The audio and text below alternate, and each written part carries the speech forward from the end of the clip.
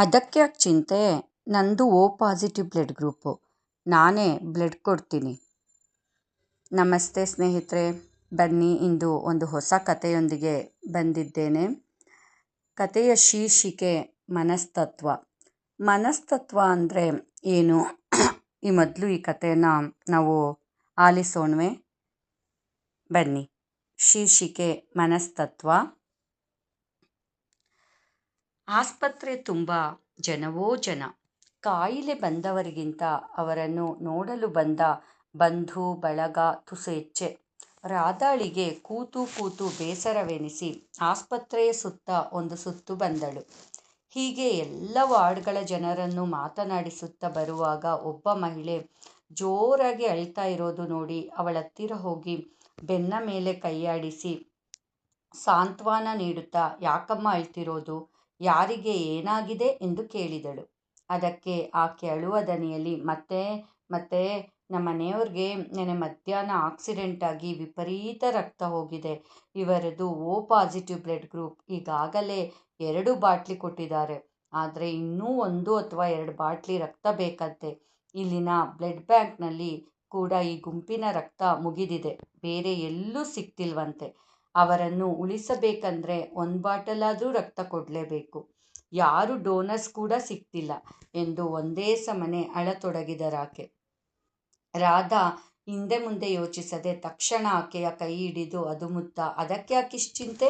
ಬನ್ನಿ, ನನ್ನ blood group ಕೂಡ ಓ ಪಾಸಿಟಿವ್. ಈಗಲೇ ನಾನು ರಕ್ತ ಕೊಡುವೆ ಎಂದ ಅಪರಿಚಿತೆಯ ಮೊಗವನ್ನೇ ಭ್ರಾಂತಳಾಗಿ ನೋಡುತ್ತಿದ್ದಾಕೆಯನ್ನು ಎಚ್ಚರಿಸಿ ಡಾಕ್ಟರ್ ಬಳಿ ಕರೆದೊಯ್ದಳು. ಅರ್ಧ ಗಂಟೆಯ ಕಾಲವಾಗಿತ್ತು. ರಾಧಳ ರಕ್ತ ಆಕೆಯ ಪತಿಯ ದೇಹವನ್ನು ಸೇರ್ತಾ ಇತ್ತು. ಇತ್ತ ಆಕೆಗೆ ತನ್ನ ಪತಿಯ ಪ್ರಾಣವನ್ನು ಉಳಿಸಿದ ಮಹಾತಾಯಿಗೆ ಹೇಗೆ ಕೃತಜ್ಞತೆ ಸಲ್ಲಿಸಬೇಕೋ ಅರಿಯದಾಯಿತು. ರಾಧಾ ಹಾಗೆ ಹಾಸಿಗೆಗೊರಗಿ ಕಣ್ಮುಚ್ಚಿದ್ದಳು. ಅಷ್ಟರಲ್ಲಿ ಅಲ್ಲಿಗೆ ಬಂದ ಡಾಕ್ಟರ್ ಒಬ್ಬರು, ಅಯ್ಯೋ ಮೇಡಮ್, ನೀವಿಲ್ಲಿ, ಅಲ್ಲಿ ನಿಮ್ಮ ಮನೆಯವರ ಬಳಿ ಯಾರಿದ್ದಾರೆ ಎಂದಾಗ ರಾಧಾ ಶುಷ್ಕ ನಗೆನಕ್ಕು, ಆ ದೇವರಿದ್ದಾನೆ ಡಾಕ್ಟ್ರೇ ಎಂದು ನಿಟ್ಟುಸಿರು ಬಿಟ್ಟಳು. ಅಷ್ಟರಲ್ಲಿ ಓಡುತ್ತಾ ಬಂದ ನರ್ಸೊಬ್ಬರು, ಡಾಕ್ಟ್ರೇ, ಆ 10th number patient is no more ಎಂದಳು. ರಾಧಾ ಜೋರಾಗಿ ಕಿರ್ಚುತ್ತಾ ತನ್ನ ಹಾಸಿಗೆಯಿಂದ ಹೇಳ ಹೋದಳು. ರಕ್ತ ಕೊಟ್ಟಿದ್ದ ಕಾರಣಕ್ಕಾಗಿ ಶರೀರದಲ್ಲಿ ಸುಸ್ತು ಕಾಣಿಸಿಕೊಂಡಿತ್ತು. ಹಾಗೆ ಕುಸಿದು ಬಿದ್ದಳು. ಕಾರಣ, ಆ 10th ನಂಬರ್ ಪೇಷಂಟ್ ರಾಧಳ ಪತಿಯಾಗಿದ್ದರು. ತಕ್ಷಣ ನರ್ಸ್ ಮೆಲ್ಲನೆ ಅವಳನ್ನು ಹಿಡಿದು ಎತ್ತಿ ನಿಲ್ಲಿಸುತ್ತಾ ಭದ್ರವಾಗಿ ಹಿಡಿದುಕೊಂಡರು. ಇದನ್ನೆಲ್ಲ ಮೂಕವಾಗಿ ನೋಡುತ್ತಿದ್ದ ಆಕೆ ರಾಧೆಯ ಬಳಿ ಬಂದವಳೆ ಅವಳ ಮೊಗವನ್ನೇ ದಿಟ್ಟಿಸುತ್ತಾ, ಅಯ್ಯೋ ತಾಯಿ, ಇದೆಂತಹ ಅನ್ಯಾಯ! ನಿಮ್ಮ ಪತಿ ಅಂತಹ ಸ್ಥಿತಿಯಲ್ಲಿದ್ದರೂ ಕೂಡ ನನ್ನ ಪತಿಯನ್ನು ಉಳಿಸಿಕೊಟ್ರೆ ಅದೆಷ್ಟು ಗಟ್ಟಿಗಿತ್ತಿಯಮ್ಮ! ಅಯ್ಯೋ ದೇವರೇ, ಇಂತಹ ಮನಸ್ತತ್ವವಿರೋ ಈಕೆಗೇಕೆ ಪತಿಯ ವಿಯೋಗ ಕೊಟ್ಟೆ? ನನ್ನ ಮಾಂಗಲ್ಯ ಉಳಿಸಿಕೊಟ್ಟು ತನ್ನ ತಾಳಿ ಭಾಗ್ಯ ಕಳೆದುಕೊಂಡರೆ ಎಂದು ಒಂದೇ ಸಮನೆ ರೋಧಿಸಿದರಾಕೆ. ರಾಧೆಯೇ ಮೆಲ್ಲನೆ ಅವರ ಮೈದಡವಿ, ಎಲ್ಲ ವಿಧಿಲೀಲೆ ಅಷ್ಟೆ. ನಮ್ಮ ಮನೆಯವರಿಗೆ ಕ್ಯಾನ್ಸರ್ ಲಾಸ್ಟ್ ಸ್ಟೇಜ್ ಇದ್ದಿದ್ದು ಅವರು ಇನ್ನು ಉಳಿಯಲಾರರೆಂದು ವರ್ಷದ ಹಿಂದೆಯೇ ತಿಳಿದಿತ್ತು ಗೆಳತಿ. ನಿಮ್ಮ ಪತಿಯನ್ನಾದರೂ ಉಳಿಸಿದ ಭಾಗ್ಯ ದೊರಕಿತಷ್ಟೇ ಎನ್ನುತ್ತಾ ನಿಧಾನವಾಗಿ ತನ್ನ ಪತಿಯ ದೇಹವಿರಿಸಿದ್ದ ವಾರ್ಡ್ನತ್ತ ನರ್ಸ್ನೊಂದಿಗೆ ನಡೆದಳು ರಾಧಾ. ಹೋಗುತ್ತಿದ್ದ ರಾಧೆಯನ್ನೇ ದಿಟ್ಟಿಸುತ್ತಾ ಆಕೆಯ ಅದ್ಭುತ ಮನಸ್ತತ್ವವನ್ನು ನೆನೆಯುತ್ತಾ ಕಣ್ಣೀರ್ಗರೆದಳಾಕೆ.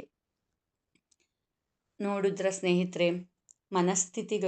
ಮನಸ್ತತ್ವ ಅಂದರೆ ಸೈಕಾಲಜಿ, ನಮ್ಮ ಮನಸ್ಸಿನ ನಡವಳಿಕೆ ಬಹಳ ಮುಖ್ಯ ಆಗುತ್ತೆ ಅಲ್ವೇ? ಯಾವ ಪರಿಸ್ಥಿತಿಯಲ್ಲಿ ಹೇಗೆ ನಾವು ಅದನ್ನು ನಿಭಾಯಿಸ್ತೀವಿ, ಹೇಗೆ ನಾವು ರಿಯಾಕ್ಟ್ ಮಾಡ್ತೀವಿ ಅನ್ನೋದು ಎಷ್ಟು ಇಂಪಾರ್ಟೆಂಟ್. ಇಲ್ಲಿ ರಾಧೆ ತನ್ನ ಪತಿಗೆ ಕ್ಯಾನ್ಸರ್ ಇದ್ದು ಸೇರಿಸಿದ್ಲು ಆಸ್ಪತ್ರೆಗೆ. ಆತನ್ನು ಉಳಿಸ್ಕೊಳ್ಳೋ ಬಿಟ್ಟು ಅದೇ ಸಮಯದಲ್ಲಿ ತಾನು ರಕ್ತ ಕೊಟ್ಟು ಇನ್ನೊಬ್ಬಳ ಪತಿಯನ್ನು ಕಾಪಾಡಿದ್ಲು. ನಿಜಕ್ಕೂ ಇದು ಎಷ್ಟು ಆಕೆಯ ನಡವಳಿಕೆ ಎಷ್ಟು ಅದ್ಭುತ ಅಲ್ವ? ತಾನೇ ಬೆಟ್ಟದಂತಹ ಕಷ್ಟಗಳನ್ನ ತಲೆಯಲ್ಲಿ ತುಂಬಿಕೊಂಡಿದ್ರು, ಅದನ್ನು ಮರೆತು ಇನ್ನೊಬ್ಬಳಿಗೆ ರಕ್ತದಾನ ಮಾಡಿ ಅವ್ರ ಜೀವ ಉಳಿಸಿದ್ಲು. ಏನನ್ಸುತ್ತೆ? ನಮ್ಮ ಮನಸ್ತತ್ವಗಳು ಚೆನ್ನಾಗಿದ್ದರೆ ನಮ್ಮ ಬದುಕೇ ಚೆನ್ನಾಗಿರುತ್ತೆ. ಅದೇ ನಮ್ಮ ಒಂದು ಭವಿಷ್ಯತ್ತನ್ನು, ಹಣೆಬರಹವನ್ನು ನಿರ್ಧರಿಸುತ್ತೆ ಅನ್ನೋದು ನನ್ನ ಅಭಿಪ್ರಾಯ. ನಿಮಗೇನನ್ಸುತ್ತೆ? ದಯವಿಟ್ಟು ನಿಮ್ಮ ಅಭಿಪ್ರಾಯಗಳನ್ನು ತಿಳಿಸಿ. ನಾನು ಅನಿತಾ. ನಮಸ್ತೆ.